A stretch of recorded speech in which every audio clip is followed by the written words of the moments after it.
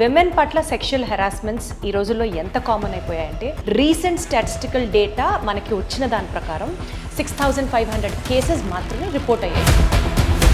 80 to 83% of the working women ఒప్పుకున్నారు yes మేము sexual harassment face చేశాము అని.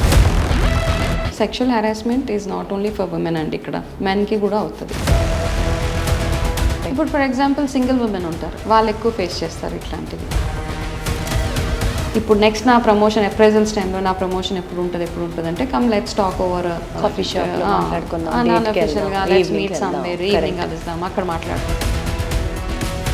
మోస్ట్ ఆఫ్ ది కేసెస్ ఏంటంటే ఇంట్లో మీరు అన్నట్టుగా మన బ్రాటప్ ఏదైతే ఉందో ఇంట్లో వెళ్ళి చెప్పుకుంటే ఫస్ట్ మనకే తిట్లు పడతాయి. నువ్వు ఎట్లాంటి డ్రెస్ వేసుకున్నావు, నువ్వు ఏ టైంలో వెళ్తున్నావు, మానేసే ఆఫీసు, ఇవన్నీ ఇంత కష్టపడి ఇన్నేళ్ళు చదివి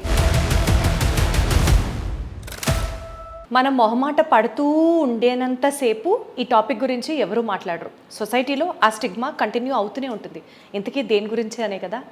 ఎస్, నాకు తెలిసి చాలామంది ఫేస్ చేసి ఉంటారు. వర్క్ ప్లేసెస్లో విమెన్ పట్ల సెక్షువల్ హెరాస్మెంట్స్ ఈ రోజుల్లో ఎంత కామన్ అయిపోయాయంటే 2022 జస్ట్ అంటే 2023-24 ఈ స్టాటిస్టికల్ డేటా కాకుండా the very recent statistical data మనకి వచ్చిన దాని ప్రకారం 6,500 కేసెస్ మాత్రమే రిపోర్ట్ అయ్యాయి. ఒకప్పుడు 100-500 ఉండేవి, ఇప్పుడు 6,500 cases, which stage there is a sharp increase of sexual harassment కేసెస్ని రిపోర్ట్ అవ్వడానికి జనాలు బయటకు వచ్చి కొంతమంది అయినా సరే మాట్లాడుతున్నారు. 80 to 83% of the working women ఒప్పుకున్నారు ఎస్ మేము సెక్షువల్ హెరాస్మెంట్ ఫేస్ చేశాము అని. మరి అంతమంది వచ్చి కంప్లైంట్లు చేశారా అంటే లేదు. కానీ వర్క్ ప్లేస్లో ఇంక్రీజ్ అవుతున్న ఈ సెక్షువల్ హెరాస్మెంట్ని ఎలా హ్యాండిల్ చేయాలి, అసలు ఎలా గుర్తించాలి, ఒకవేళ బాధపడినప్పుడు to where and to whomsoever మనం వెళ్ళి దీని గురించి ఫైట్ చేయాలి, కంప్లైంట్ చేయాలి, మనకంటూ ఒక నాలెడ్జ్ ఉండాలి. కాబట్టి we're talking about this today and I have with me wellness and life coach. ఇంకా నేను ఆవిడ ప్రొఫైల్ గురించి చెప్పుకుంటూ పోతే కామా పెట్టుకుంటూ వెళ్ళాలి. But related to this particular subject 20 years of corporate work experience ఉన్న వనజ రామశెట్టి గారు మనతో ఉన్నారు ఈరోజు. హలో వనజ గారు, ఎలా ఉన్నారు? Absolutely great, wonderful, thank you so much. Sexual harassment is a subject which has been very less spoken about. Correct. అది చెప్తే పక్కనోడేమన్నా అనుకుంటారో, లేకపోతే మనల్ని ఎక్కడ జడ్జ్ చేస్తారో అన్న ఒక హిండరెన్స్ వల్ల people just don't talk about it. దాని అర్థం అది లేదు అని కాదు. స్టాటిస్టికల్ డేటా ప్రకారం సంవత్సరం సెక్షువల్లీ హెరాస్మెంట్ కేసెస్ పెరుగుతూనే ఉన్నాయి. చెప్పినప్పుడు ఈ స్టాటిస్టిక్స్ ఏవైతే ఉన్నాయో 6,400 is not even 0.1%. Correct.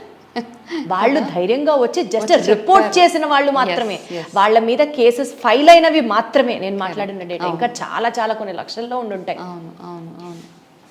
To start with అండి, ఏ యాక్ట్ని సెక్షువల్లీ హెరాస్మెంట్ కింద మనం చూడాలి? First will started from there.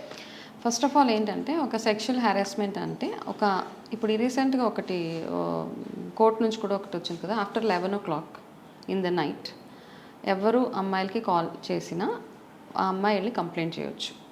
ఇది ఇన్డీసెంట్ బిహేవియర్ అని. అంటే ఆఫీస్ నుంచి కాల్స్ వెళ్తే కనుక it is after 11 PM and that is one thing. Second thing ఏంటంటే ఎవరైనా కానివ్వండి, ఇప్పుడు నార్మల్ కాంప్లిమెంట్స్ ఓకే, మనకి యూఆర్ లుకింగ్ గుడ్ వరకు ఓకే. బియాండ్ లుకింగ్ గుడ్ నుంచి ఎవరికైనా ఇంకా చాలామందికి ఇప్పుడు నా 20 years ఆఫ్ వర్క్ ఎక్స్పీరియన్స్లో నేను రియలిస్టిక్ కేసెసే చెప్తాను. సినారియో ఇలా అయి ఉండొచ్చు అలా అయి ఉండొచ్చు కాకుండా రియల్గా ఏవే కేసెస్ సెక్షువల్ హెరాస్మెంట్ కిందకు వచ్చాయో అని చెప్తా. సో ఒక ఆఫీస్లో ఒక అమ్మాయికి జస్ట్ పింపుల్స్ ఉంటాయి ఫేస్ మీద. ఆ పింపుల్స్ ఉన్న అమ్మాయిని వాళ్ళ మేనేజర్ పిలిచి రెగ్యులర్గా మాట్లాడుతూ తన చీక్ మీద చేయి పెట్టి ఈ పింపుల్స్కి నువ్వు ఏమైనా చేయొచ్చు కదా అని అన్నాడు, అంతే. ఓకే, తర్వాత చాలా రోజుల తర్వాత ఆ ఇష్యూ బయటకు రాలా, ఎక్కడ ఎవరితో చెప్పుకోలేక. సో తర్వాత నుంచి ఆ మేనేజర్ దగ్గరికి వెళ్ళాలంటే అమ్మాయి ఎందుకో కాస్త ఇబ్బంది పడేది. ఇంట్లో చెప్పుకోవాలంటే మీరు స్టార్టింగ్లో అన్నట్టుగా ఇంట్లో వాళ్ళే జడ్జ్ చేసేస్తారు. ఎస్పెషల్లీ మ్యారీడ్ ఉమెన్ అయితే అత్తగారితో కానీ ఫస్ట్ వచ్చే పాయింట్ నువ్వు చనువు ఇవ్వకపోతే అంత దాకా చేయరు కదా అన్న క్వశ్చన్ అక్కడ వచ్చేస్తుంది. కాబట్టి ఇంట్లో చెప్పుకోలేరు, ఆఫీస్లో చెప్తే నా ఇమేజ్ ఎక్కడ స్పాయిల్ అయిపోతుందో అన్న ఒక ప్రాబ్లం తోటి ఇట్లా అయిపోయిన తర్వాత ఫైనల్గా వాళ్ళకు ఒక కంఫర్ట్ ఇచ్చే మనిషి ఒకరు ఉండాలి ఇట్లాంటి ఇష్యూస్ డిస్కస్ చేయడానికి.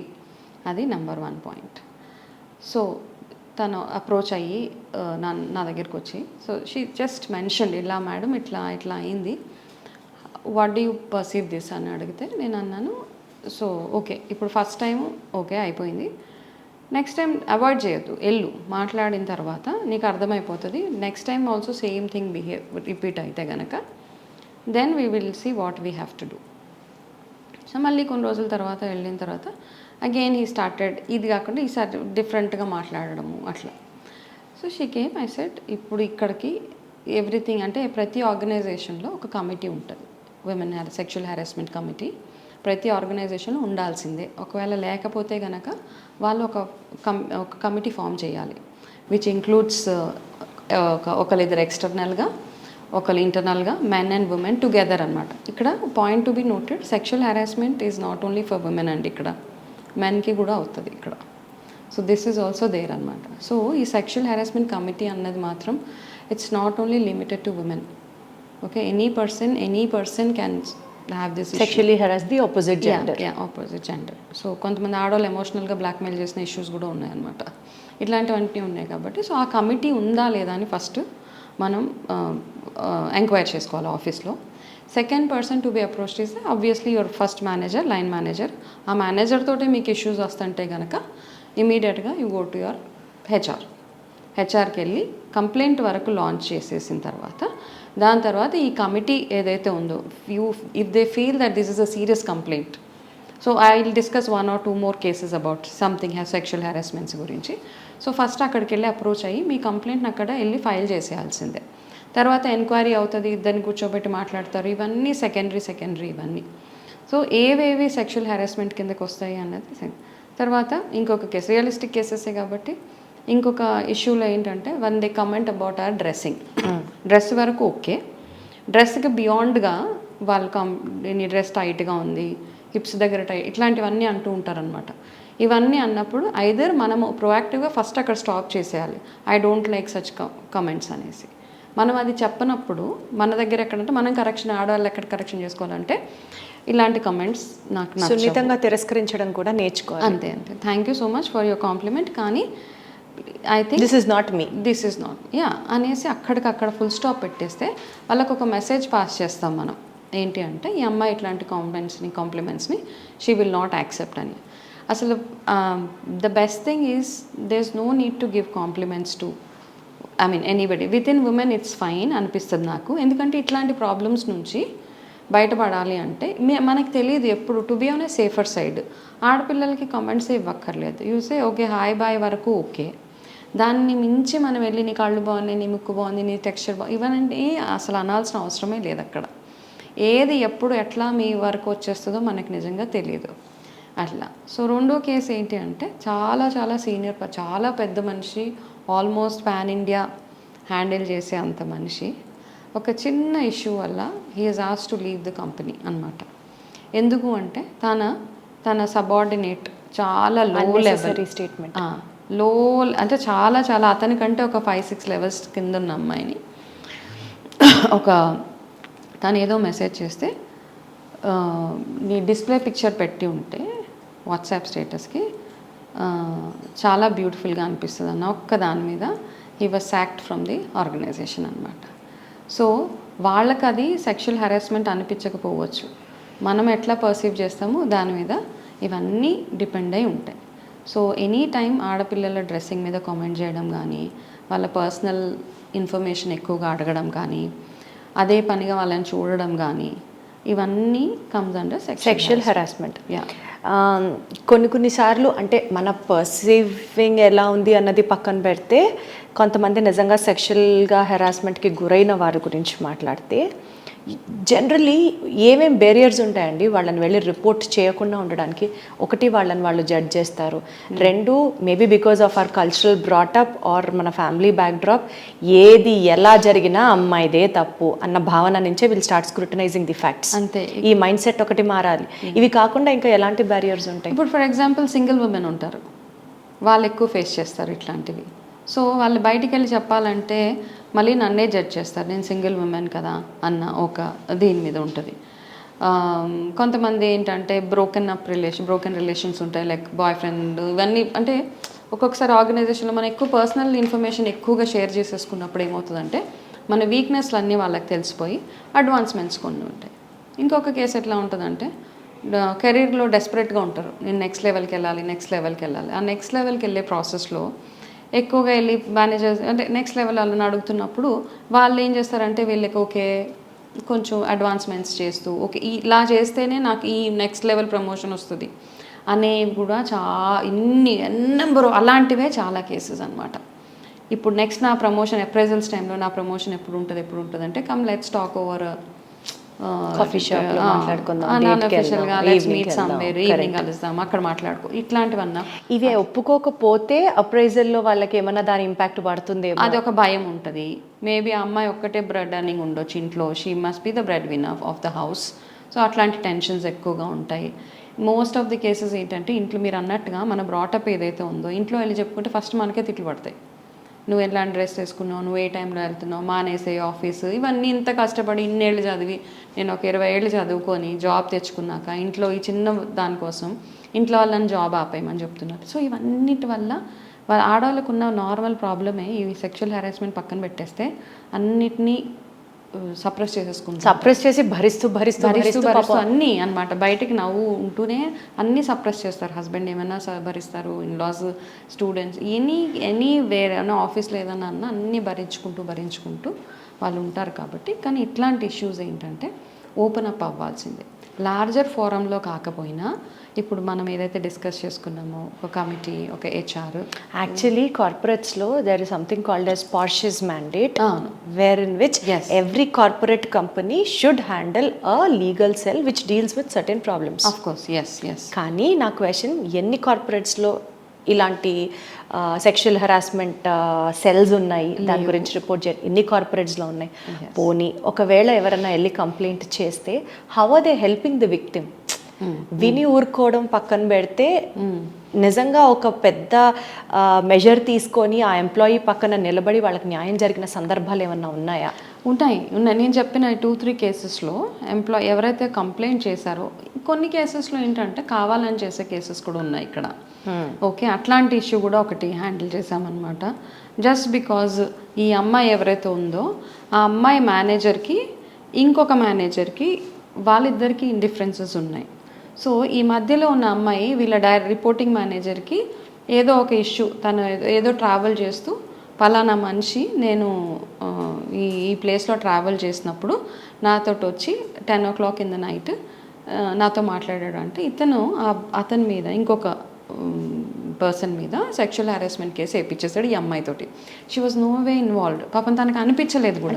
ఇలాంటి సందర్భాలు ఉంటాయి, పాపం నిజంగా సెక్షువల్ హెరాస్మెంట్కి గురైన వాళ్ళు ఉంటారు. 2 కేసెస్ ఉంటాయి. ఈ కేసులో ఈ అమ్మాయి సాక్ అయిపోయింది. బికాస్ ఆ అమ్మాయిని రైట్ ప్రూవ్ చేయలేకపోయారు ఎవరు. తను అన్ని ఇల్లాజికల్గా చెప్పి అంత ఏదో అంటే they was no connection. So ఈ కేసులో మాత్రం ఈ అమ్మాయితోటి సెక్షువల్ హెరాస్మెంట్ కేసు వేయించిన మేనేజర్ ఇద్దరిని సాక్ చేసేసారు. కాబట్టి రైట్ ఫారంకి వెళ్ళడము అండ్ న్యాయం డెఫినెట్గా జరుగుతుంది.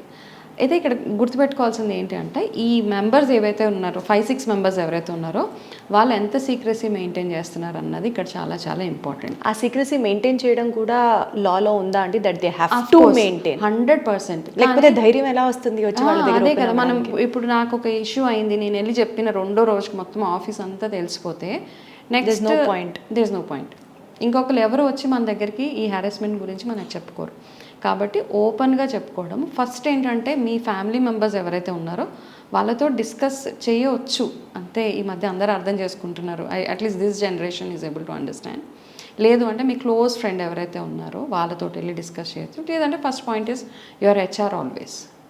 లేదు అంటే మన డిఫెన్స్ మనమే తీసుకోవాలి. ఫస్ట్ చెప్పాలి, I don't like such comments, please behave your self, it's okay, absolutely fine. కొన్ని సిచ్యువేషన్స్లో ఇగ్నోరెన్స్ ఇస్ అ బ్లిస్ అంటారు. కొన్ని సిచ్యువేషన్స్లో being ignorant is a sin also. Especially ఒక చోటకెళ్ళి వర్క్ చేసేటప్పుడు ఒక problem in terms of sexual harassment ఎదురైనప్పుడు a woman should know the law and should know to whom she has to complain. Yes. Or do we have anything like a toll free number wherein which suppose ఆఫీస్లో ఉన్న committee మెంబర్స్ని నమ్మడం కుదరలేదు or she doesn't have that rapport with the team, yes do we have any help line number where in which మనం call చేస్తే people will respond, అట్లా ఏమన్నా ఉందా? Does anything in the law exist like that? There is in the corporate లాస్లో అట్లాంటిది number, they will give a number. Okay, common number ఇచ్చేస్తారు ఒకటి with in the organisation, వాళ్ళకి వెళ్ళి వాళ్ళు కాల్ చేయొచ్చు. లేదు అంటే I think we should approach a she team or somebody and just report there. So she team is the most approachable option. అంటే అంతవరకు వెళ్ళనివ్వరు యాక్చువల్గా కార్పొరేట్, బికాస్ వాళ్ళ ఇమేజ్ డ్రాప్ ఇది అయిపోతుంది కాబట్టి. Any corporate they will not allow the issue to go till such level, they will handle it then. కానీ వనజ గారు, ఇప్పుడు మీరు చెప్పినట్లు లైఫ్ ఎక్స్పీరియన్సెస్, నా ఫ్రెండ్కి అయినది ఒకటి చెప్తాను మీకు. She works for a corporate software company. Okay, she's a software engineer. So వాళ్ళకట ఎవ్రీ 6 monthsకి ఒకసారి సెక్షువల్ హెరాస్మెంట్ ఇట్లా మీరు చెప్పినట్లు ఆ కమిటీ వాళ్ళు ట్రైనింగ్స్ తీసుకుంటారట. మీరు ఇలా కంప్లైంట్ చేయాలి, మీరు ఇలా ఫ్రీగా ఉండాలి, so this comes under sexual harassment etcetera etcetera etcetera. 6 monthsకి ఒకసారి కోచింగ్లో ట్రైనింగ్లో తీసుకుంటారు. బట్ మనకి నిజంగా ఒక ప్రాబ్లం వచ్చినప్పుడు దీస్ పీపుల్ వాళ్ళు చెప్పిన మాటే, let's be patient, let's not make a ruckus out of it, let's see how it goes, స్లోగా ది కన్సర్న్డ్ పర్సన్స్ బిహేవియర్ని మేము స్టడీ చేస్తాము and will take the situation under control etcetera etcetera. ఇట్లా 2 ఏళ్ళు గడిచిపోయింది. ఆ టచింగ్లు, ఆఫర్ చేయడాలు, ఇవన్నీ ఏమాత్రం మార్పు లేకుండా she had no other option except to quit the job. Is it? Okay okay okay. No I think this is a quite delayed process యాక్చువల్గా. అంటే నా క్వశ్చన్ ఏంటంటే, ఒక ఎంప్లాయీ కంప్లైంట్ చేసిన, do we have a time frame stating 3 weeks action తీసుకుంటాం? Within 45 days. ఒక్కొక్క ఆర్గనైజేషన్కి ఒక్కొక్క టైం, సమ్ టేక్ 60 days. ఎందుకంటే అఫ్ కోర్స్ మీరు చెప్పినట్టుగా అబ్జర్వ్ చేయాలి, అబ్జర్వేషన్ లేకుండా. బికాస్ ఎవరైతే హెరాస్మెంట్ చేస్తున్నారో మంచి ఇమేజ్ ఉన్న మనిషి అయి ఉండొచ్చు, ఆఫీస్లో చాలా సీనియర్ పొజిషన్, ఆ మనిషి ఆ ప్రొఫైల్ నుంచి తప్పుకున్నాడంటే అది మళ్ళీ ఆ ప్రొఫైల్కి ఇంకొక మంచిని తేవాలంటే మేబీ కంపెనీకి లాస్ రావచ్చు. సో ఇవన్నీ ఆలోచిస్తారు వాళ్ళు. ఆలోచించి still they go by the law అంతే చెప్పి చాలా అబ్జర్వ్ చేసి అట్లా చేసి ఇట్లా చేసి ఇంకా వాళ్ళని అడుగుతారు, అమ్మాయిని అడుగుతారు అనమాట, నీ సైడ్ నుంచి నువ్వు వెళ్ళి చెప్పు ఫస్ట్ ఇవన్నీ స్టాప్ చేయమని. స్టాప్ చేస్తే come and report it to us again. అక్కడ అవన్నీ చేయాలి తను. She has to do our homework first. చేసిన తర్వాత ఇంకా లేదు కాదు కూడదు అనుకుంటే కనుక అప్పుడు వాళ్ళు యాక్షన్ తీసుకుంటారు within 45 days. Within 45 days to 60 days అంటున్నారు. 60 days. సపోజ్ ఇప్పుడు ఆఫీస్లో అది సాల్వ్ అవ్వని మ్యాటర్ అంటే, ఇందాక మీరు చెప్పినట్లుగా షీ టీమ్స్ దగ్గరికి వెళ్ళాలి అన్నది ఇంకొక ఆప్షన్. సో ఇక్కడ 2 options డిస్కస్ చేసాం మనం. సరే, first option being you have to discuss it with your either family or your close friend. Later office టీమ్తో మాట్లాడాలి, next HR, next she team. So ఇది కంప్లైంట్ పరంగా మాట్లాడుతున్నాం. దీనికన్నా మోస్ట్ ఇంపార్టెంట్ పార్ట్, సరే అబ్బాయిది తప్ప అమ్మాయిది తప్ప అన్నది పక్కన పెడితే, విక్టిమ్స్ మెంటల్ కండిషన్ ఎంత స్ట్రాంగ్ ఉండాలి ఆ టైంలో. వాళ్ళు ఫస్ట్ నచ్చ చెప్పి స్టాండ్ అయితే అప్పుడు వాళ్ళు ఓపెన్గా వెళ్ళి వాళ్ళ గురించి వాళ్ళు ఫైట్ చేయగలరు. అంతే. ఇప్పుడు అక్కడ ఏమి ఇన్హిబిషన్స్ అవన్నీ ఏం లేవన్నమాట. ఇంకా just be open as you can అంతే. అక్కడ నాకేదో ఫిల్టర్స్ లేవు. ఇంకా అక్కడ whatever has happened it has to be spoken out. లేదు అంటే మీకు సరైన లా అంటే న్యాయం జరగాలి అంటే just speak out whatever. అసలు ఇక్కడ పెద్ద పాయింట్, ఓపెన్ అయితే న్యాయం జరుగుతుందా, లేకపోతే 10 మందిలో మనన్నే అందరూ మాట్లాడతారా మన గురించే? ఆ ఇన్హిబిషన్ నుంచి బయటకు రావాలంటే లేదండి. With my own experience, yes 100% మనకి న్యాయం జరుగుతుంది అక్కడ. ఎంత చిన్న లెవెల్లో అంటే, ఇక్కడ ఏంటంటే నేను ఎంట్రీ లెవెల్ కదా, నేను ఎగ్జిక్యూటివ్ కదా, అట్లాంటివి ఏమి పెట్టుకోదు. ఏ లెవెల్ అన్నా if you are facing some kind of a sexual harassment at work, open up అంతే. చాలామందికి ఉంటాయి అనమాట, నేను ఇంత చిన్న లెవెల్ కదా, నేను తప్పించుకుంటే వెళ్ళిపోతే అయిపోతుందిలే ఇక్కడ నుంచి అని. సో లెవెల్తో సంబంధం లేదు. కాకపోతే ఎంక్వైరీకి పిలిచినప్పుడు నో ఫిల్టర్స్. అక్కడ ఏమేమైనాయో ప్రూఫ్స్ ఏవైతే ఉన్నాయో అవన్నీ ప్రూఫ్స్ చూపించండి. ఇట్లా అయింది, అవతల నుంచి ఏం రెస్పాన్సెస్ వస్తుందో చూసి, it can be anybody by the way, women or men, anybody can have a problem. మళ్ళీ ఏమైనా ఒక క్లాజ్ ఉంటుందా అండి, వీళ్ళ యొక్క యాక్టివిటీ రిపోర్ట్ మీద ఈ కంప్లైంట్ ఇన్ఫ్లుయెన్స్ ఉండకూడదు అనే క్లాజ్ లాంటిది ఏమైనా ఉంటుందా? లేకపోతే గ్రడ్జ్ పెట్టుకొని మళ్ళీ వాళ్ళని ఆ జాబ్లో కంటిన్యూ చేయడానికి కానీ, వాళ్ళ అప్రైజల్స్ మీద కానీ ఎఫెక్ట్ పడడానికి ఛాన్సెస్ ఉంటాయి కదా? క్లియర్గా డిస్కషన్స్ అవుతాయి అన్నమాట. ఇప్పుడు ఇక్కడికి ఇద్దరు సారీ చెప్పేసి, ఫస్ట్ థింగ్ ఏంటంటే జాబ్లోంచి తీసేయడం is a last thing. First కూర్చోబెట్టి కౌన్సిలింగ్ ఉంటుంది ఇద్దరికి. హూ ఎవర్ ఎస్ కంప్లైంట్ వాళ్ళిద్దరికి కౌన్సిలింగ్ ఉంటుంది. తర్వాత ఏ ఇంటెన్షన్ తోటి వాళ్ళు మాట్లాడుకున్నారు, ఏ ఇంటెన్షన్ తోటి మెసేజెస్ పంపించారు అన్న వాటి మీద క్లారిటీ ఇవ్వాల్సిందే. ఒక్కొక్క మెసేజ్ చూపిస్తారు, లేకపోతే ఇంకొక యాక్షన్ చూపిస్తారు, ఇలా ఎందుకు చేసావు అట్లా ఎందుకు చేసావు అంటే క్లారిటీ ఇచ్చిన తర్వాత వాళ్ళ దగ్గర ఒక రైటప్ తీసుకుంటారనమాట. గోయింగ్ ఫార్వర్డ్ నేను ఇట్లాంటివన్నీ చేయను. ఇంత అయిన తర్వాత కొంచెం మనకు సెల్ఫ్ రెస్పెక్ట్ అడ్డొచ్చి కొంతమంది వెళ్ళిపోతారు, కొంతమంది ఇంకా కంపల్షన్ కాబట్టి జాబ్లో కంటిన్యూ అవుతారు అంతే. సో ఇట్లా కంటిన్యూ అయ్యి కూడా హ్యాపీగా ఉన్న కేసెస్ ఉన్నాయి చాలా. Yes, right. సో కొంత క్లారిటీ నాకు మీతో మాట్లాడిన తర్వాత వచ్చింది ఏంటంటే, ఫస్ట్ ఆఫ్ ఆల్ ఓపెన్ అవ్వాలి. ఓపెన్ అవ్వకపోతే అంటే when you don't stand for యువర్ సెల్ఫ్ nobody else is going to fight your fight. So open అవ్వాలి. అండ్ ఓపెన్ అవ్వడానికి కూడా కంపెనీలో మీకు తెలియకపోవచ్చు, every corporate will have that particular cell అని అంటున్నారు. అంటే not all corporates have that. At least you have to look up to your company whether it has that particular department or no. హెచ్ఆర్తో మాట్లాడడం, ఫ్యామిలీతో డిస్కస్ చేయడం, షీ టీమ్స్ని అప్రోచ్ అవ్వడం, ఇవన్నీ work out అవ్వకపోతే అండ్ ఒక మ్యూచువల్ కన్సెంట్ అంటే ఆ ప్రాబ్లమ్ని రిజాల్వ్ అయిన తర్వాత మాత్రమే this issue comes out. Or అంటే వర్క్ మీద ఇన్ఫ్లుయెన్స్ ఏముండదు, వర్క్ మీద ఉండదు. So it is closed for that. కాబట్టి అసలు ఫస్ట్ ఓపెన్ అప్ అయ్యి మాట్లాడితే సగం ప్రాబ్లమ్ సాల్వ్ అవుతుంది అన్నది నా percentage should go up. Exactly. లోపల మీరే పెట్టుకొని మనసులో బాధపడిపోయి దాని ఇంపాక్ట్ మళ్ళీ మీ కెరియర్ మీద, మీ మెంటల్ హెల్త్ మీద ఇంత దాకా పుష్ చేసుకోకుండా బెటర్ స్టాండ్ అప్ ఫర్ యువర్ self, talk about you and fight for యువర్ self. Wonderful. Thank you so much Anjana గారు. వెల్కమ్. Thank you.